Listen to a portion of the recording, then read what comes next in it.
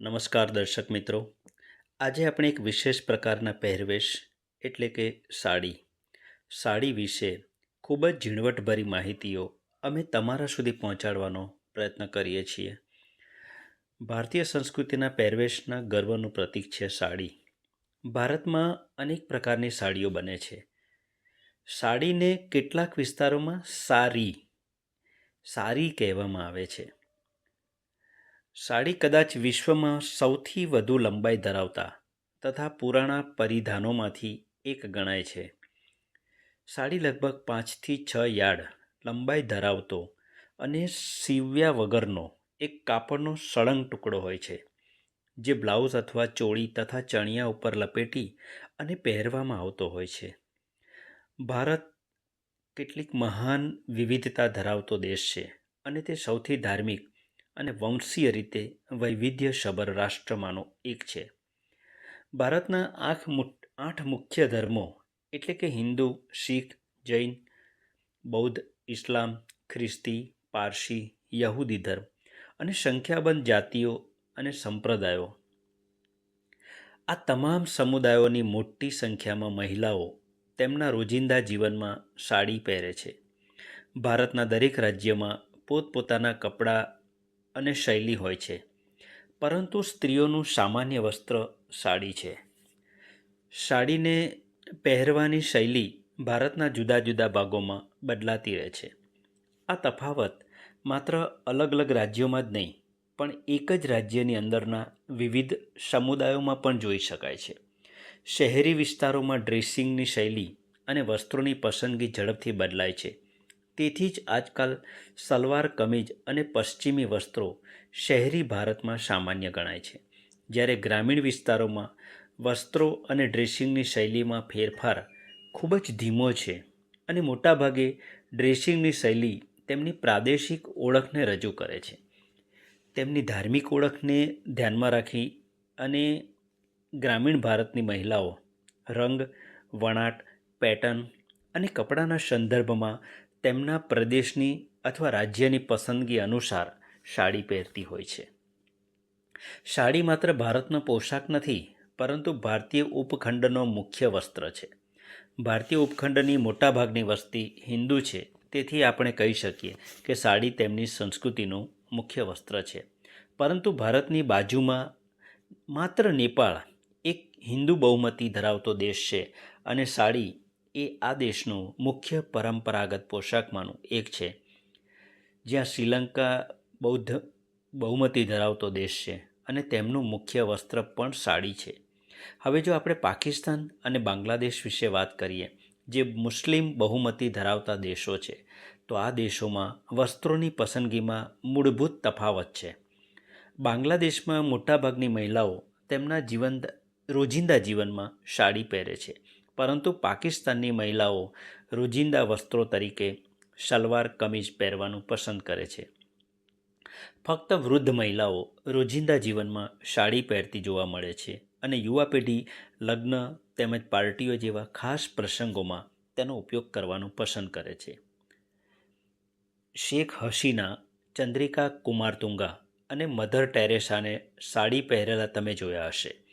તે બધા અલગ અલગ પ્રદેશ અને ધાર્મિક આસ્થાના છે, પરંતુ તેમની વચ્ચે જે વસ્તુ સામાન્ય છે તે તેમના વસ્ત્ર એટલે કે સાડી છે.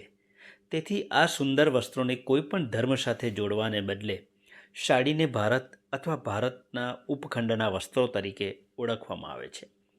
સાડી પહેરવા માટે જાત જાતની અલગ અલગ રીત હોય છે, જે ભૌગોલિક સ્થિતિ તથા પરંપરાગત મૂલ્યો અને રુચિઓ એના પર નિર્ભર કરે છે. અલગ અલગ શૈલીની સાડીઓમાં કાંજીવરમ સાડી, બનારસી સાડી, પટોળા સાડી અને હકોબા સાડી, તદુપરાંત મધ્યપ્રદેશની ચંદેરી, મહેશ્વરી મધુબની છપાઈ, આસામની મૂંગા રેશમ, ઓરિસ્સાની બોમકઈ, રાજસ્થાનની બંધેજ, ગુજરાતની ગઠોડા પટોળા બાંધણી તેમજ બિહારની ટસર, કાથા, છત્તીસગઢની કોસા રેશમ, દિલ્હીની રેશમી સાડીઓ, ઝારખંડની કોસા રેશમ, મહારાષ્ટ્રની પૈઠણી, તમિલનાડુની કાંજીવરમ, બનારસી સાડીઓ, ઉત્તર પ્રદેશની તાંચી, જામદાની, જામવર તેમજ પશ્ચિમ બંગાળની બાલુછરી તથા કાંથા ટગૈલ વગેરે ભારતીય પ્રદેશોની પ્રસિદ્ધ સાડીઓ છે. સાડીને ભારતીય સંસ્કૃતિના રૂપમાં અલગ અલગ પ્રકારની સાડીઓ ક્યાં બને છે, તેમાં ભારતમાં અનેક પ્રકારની સાડીઓ જોવા મળે છે, જે જુદા જુદા પ્રદેશની અલગ ઓળખ છે. જેમાં કાંજીવરમ તામિલનાડુ.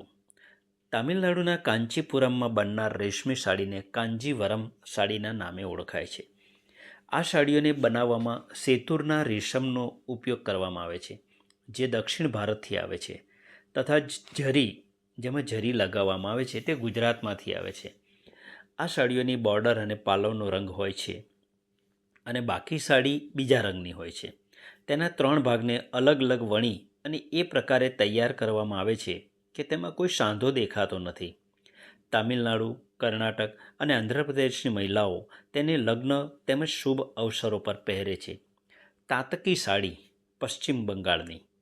બંગાળી મહિલાઓ દ્વારા પહેરવામાં આવતી પારંપરિક સાડી તાંતની સાડીના નામે ઓળખવામાં આવે છે. આ બાંગ્લાદેશ અને પશ્ચિમ બંગાળના વણકરો દ્વારા વણવામાં આવે છે.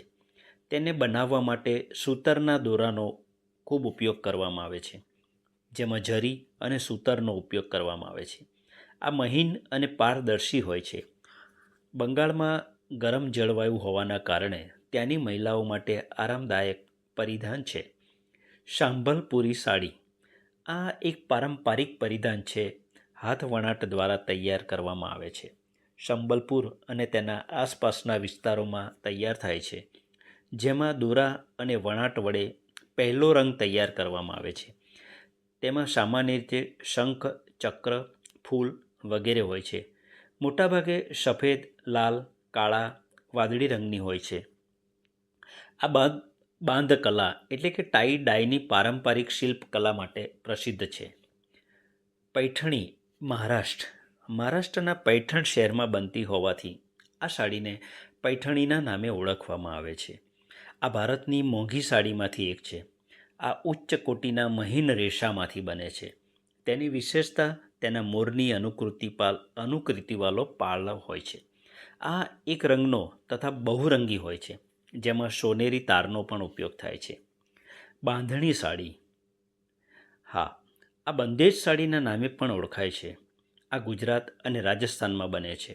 બાંધણીનો અર્થ થાય છે બાંધવું. સાડીને નાના નાના બંધનમાં બાંધીને રંગબેરંગી સાડીઓ બનાવવામાં આવે છે. બાંધણીની સાડી તે ગુજરાતી તેમજ રાજસ્થાની સ્ત્રીઓ દ્વારા ખૂબ જ પસંદ કરવામાં આવે છે.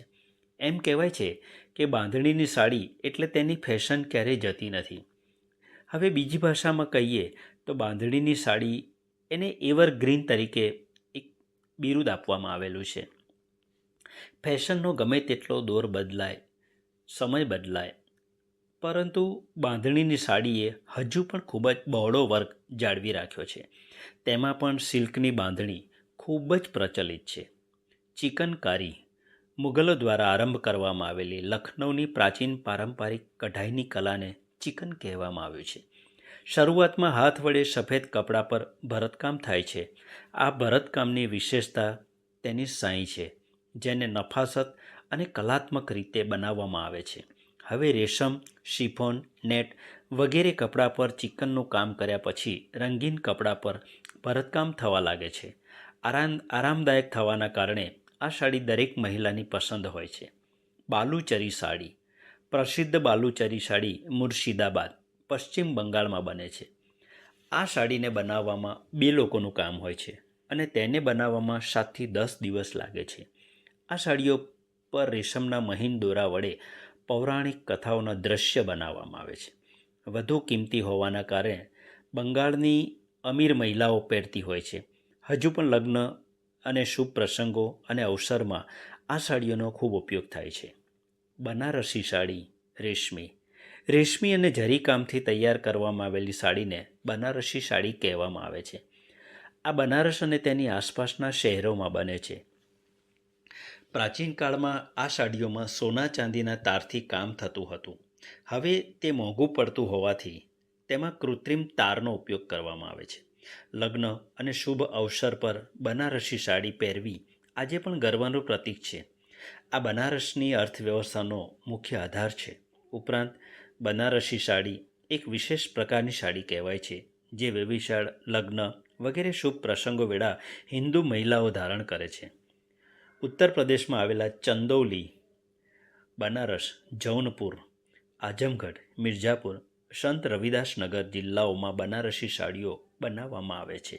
આ માટેનો કાચો માલ પણ અહીંના વિસ્તારોમાંથી જ મળે છે. પહેલાં બનારસની અર્થવ્યવસ્થાનો આધાર હોવાના કારણે તેના વેચાણનું કાર્ય એના ઉત્પાદન પર રહેતું, પરંતુ હવે પરિસ્થિતિ ચિંતાજનક બની છે. બનારસી રેશમી સાડીઓ પર જરીકામ, વણાટકામની સાથે સાથે જરીની ભાત ડિઝાઇન બનાવી ભરતા તૈયાર થતી સુંદર સાડીને કહેવામાં આવે છે. આ સાડીનું ઉત્પાદન સદીઓથી અહીં ચાલતું આવ્યું છે અને જેના કારણે બનારસ વિશ્વભરમાં પ્રસિદ્ધ બન્યું છે. વધતી જતી કિંમતને ધ્યાનમાં રાખી નકલી ચમકદાર જરીનું કામ પણ હવે જોરમાં ચાલે છે. આમાં અનેક પ્રકારના નમૂના બનાવવામાં આવે છે. આને મોટીફ કહેવામાં આવે છે. હાલમાં ઘણી જાતના મોટીફનું ચલણ વધી રહ્યું છે, પરંતુ કેટલીક મુખ્ય પરંપરાગત મોટીફ કે જેણે આજે પણ પોતાની બનારસી ઓળખ જાળવી રાખી છે, જેમ કે બુટી, બુટા, કોનિયા, બેલ, જાળ તથા જંગલા, ઝાલર વગેરે વગેરે. બુટી નાની નાની તસવીરોનું આકૃતિ વડે બનેલી હોય છે, જેની અલગ અલગ ભાત એટલે કે પેટર્ન 2 અથવા 3 રંગોના દોરાની સહાયતાથી બનાવવામાં આવે છે. આ સાડી મુખ્ય આવશ્યક તથા મહત્ત્વપૂર્ણ ડિઝાઇનમાંથી એક ગણાય છે. તેના વડે સાડીના જમીન તરફ રહેતા અથવા મુખ્ય ભાગને સુસજ્જિત કરવામાં આવે છે. પહેલા રંગને હુનર કા રંગ કહેવામાં આવે છે, જે સામાન્ય રીતે સોનેરી, ગોલ્ડ અથવા રૂપેરી સિલ્વર દોરાને એક વધારાનું એક્સ્ટ્રા ભરતકામ વડે બનાવવામાં આવે છે. જો કે આજકાલ આ કામ માટે રેશમી દોરાઓનો પણ ઉપયોગ કરવામાં આવતો હોય છે, જેને મીના કહેવામાં આવે છે, જે રેશમના દોરા વડે જ બનતા હોય છે. સામાન્ય રીતે મીનાનો રંગ હુનરના રંગનો હોવો જોઈએ. જાણો એવી સાડીઓ વિશે જેની સામે કાંજીવરમ પણ સસ્તી લાગે. હાલના જમાનામાં વિવિધ પ્રકારની કિંમતી સાડીઓ જોવા મળે છે, પરંતુ આજે જાણો કાંજીવરમથી પણ મોંઘી સાડી કઈ આવે છે. સમગ્ર વિશ્વમાં ભારતની સાંસ્કૃતિક સાડીને વિશ્વભરમાં ઉજવણી કરવામાં આવે છે. તે માટે 21 ડિસેમ્બરે વિશ્વ સાડી દિવસ ઉજવવામાં આવે છે. ભારતીય મહિલાઓની પસંદગીની સાથે સાથે સાડી વર્તમાન સમયમાં ખૂબ જ લોકપ્રિય પોશાક છે. સમૃદ્ધ સાંસ્કૃતિક વારસાના પ્રતીક સમાન સાડીએ વર્તમાન સમયમાં પણ તેની સુંદરતા અને આકર્ષણ જાળવી રાખ્યું છે.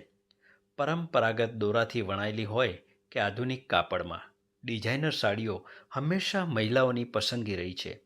મોટા ફેશન ડિઝાઇનરો પણ એમ માને છે કે સાડી એ દુનિયાનો સૌથી સુંદર ડ્રેસ છે, જે કોઈપણ મહિલાની સુંદરતામાં ખૂબ વધારો કરે છે. સાડીનું જાજરમાન સ્વરૂપ અને લહેરાતા પાલવ એક અલગ જ આકર્ષણ દેખાવ આપે છે. આ જ કારણ છે કે પશ્ચિમી વસ્ત્રોના વધતા પ્રભાવ છતાં ભારતીય મહિલાઓને સાડી પ્રત્યે અલગ જ લગાવ છે. વિશ્વભરમાં ભારતીય ફિલ્મ જગતની પ્રસિદ્ધ અભિનેત્રી વિદ્યા બાલન મોટાભાગે ફિલ્મની સ્ક્રિપ્ટ સિવાય હંમેશા સાડી પહેરવાનું જ પસંદ કરે છે.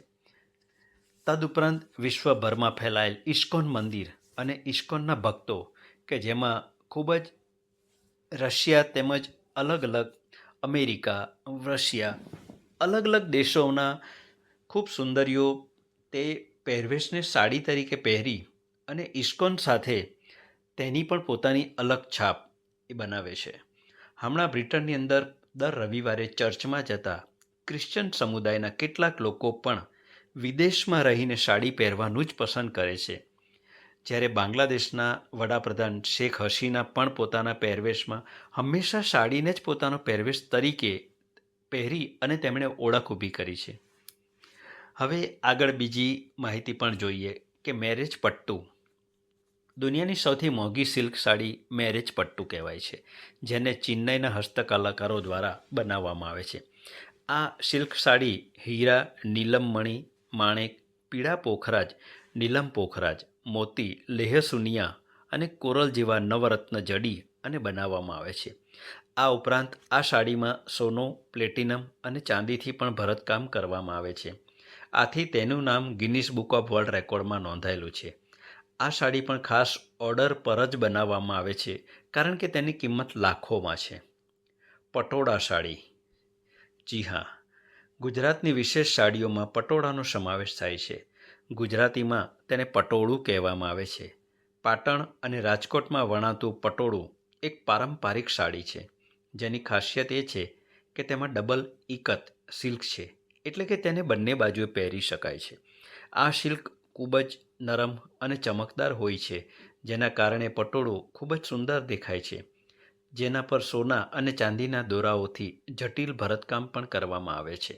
તેમજ તેને બનાવવામાં લાંબો સમય લાગે છે અને ઉમદા કારીગરો દ્વારા જ આ તૈયાર થઈ શકે છે. પૈઠણી સાડી. હાથથી વણાયેલી સિલ્ક સાડી હોય છે પૈઠણી સાડી, જે મુખ્યત્વે ઔરંગાબાદમાં વણાય છે. આ સાડીની સૌથી મોટી વિશેષતા તેની સુંદર મોટિફ ડિઝાઇન, જટિલ જરી બોર્ડર અને મોરપીંછની પેટર્ન છે. તેને ખૂબ જ સુંદર અને જાજરમાન બનાવે છે. આ સાડીને વણાટ કરવા માટે સોફ્ટ સિલ્ક થ્રેડ તેમજ સોના ચાંદીના દોરાનો ઉપયોગ કરવામાં આવે છે. તે પર્શિયન ટેકનિકનો ઉપયોગ કરી અને વણવામાં આવે છે, જેના કારણે તે ખૂબ ખર્ચાળ છે. તે કાંજીવરમ કરતાં પણ મોંઘી છે. આ હતી સાડીઓના પ્રકારોની માહિતી. તદુપરાંત અવસાન જેવા ખરાબ પ્રસંગોમાં પણ ખાસ પ્રકારની અલગ અલગ સાડીઓ પહેરવામાં આવતી હોય છે, જેમાં સફેદ, વાદળી, ચીકણી, લાઇટ કલર, પિંક માઇનસ લેટ કલર જેવા મિશ્રણ પણ કરવામાં આવતા હોય છે.